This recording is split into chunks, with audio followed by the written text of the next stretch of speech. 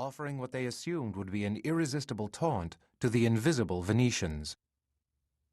On the morning of September 6, 1298, amid gathering heat and humidity, the Venetian fleet suddenly appeared out of the mist. 96 galleys under the command of Andrea Dondolo, the scion of a prominent dynasty. The Venetian galleys, renowned for their speed, were slender, elegant affairs resembling giant gondolas powered by pairs of straining oarsmen. The galleys could plunge into oncoming waves and, with equal confidence, turn to drive a spur projecting from the bow into an opposing ship. The moment this device was in place, Venetian forces rushed across to storm the enemy. Because oars work most efficiently when they enter the water at a shallow angle, the ships exposed less than 3 feet of freeboard. Galleys could also travel under sail, although they were poorly equipped for this technology. Existence aboard a Venetian galley was misery. Crews of about 100 men were crowded into narrow spaces. Food and water were in short supply. Galleys carried only a week's worth of supplies. Short rations for the exhausted rowers were the norm rather than the exception.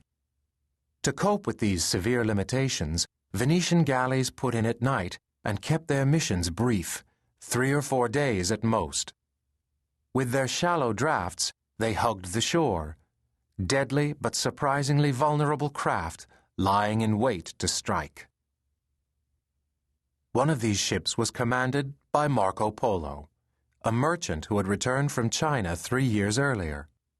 At 44, he was among the oldest participants in the battle, and by far the best traveled.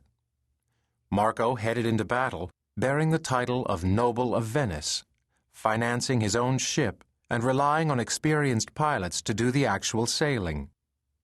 A global traveler since the age of 17, he felt most at home when abroad.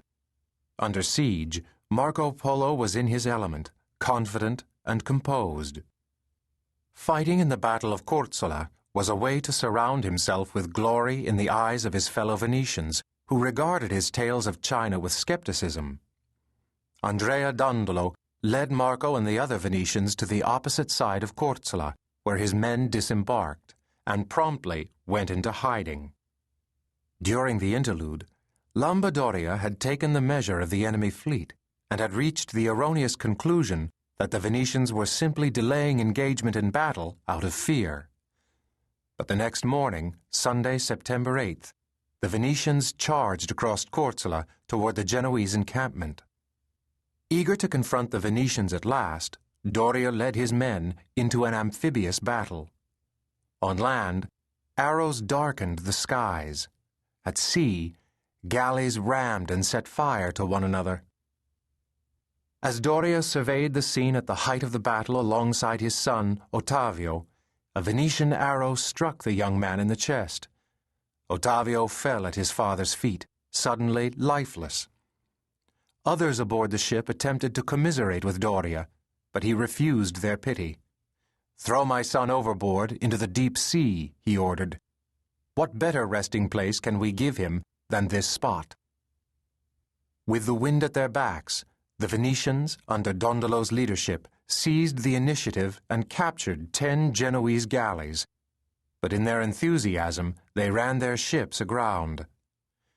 After 9 hours of combat, the exhausted Venetians found themselves overwhelmed. The Genoese captured 84 Venetian galleys, sinking some and burning others to the waterline. Only a handful of the once proud vessels escaped. The human toll proved even greater. In all, the Genoese forces captured 8,000 men, a breathtaking number at a time when the total population of Venice was scarcely 100,000. The defeat amounted to the worst setback that Venice had suffered during a decade of battles with Genoa. In disgrace, Andrea Dondolo lashed himself to his flagship's mast and beat his head against it until he died of a fractured skull, thus depriving the Genoese of the satisfaction of executing him. The scale of the victory astounded the Genoese forces, who marveled at their good fortune as they led the captured Venetian galleys to a grim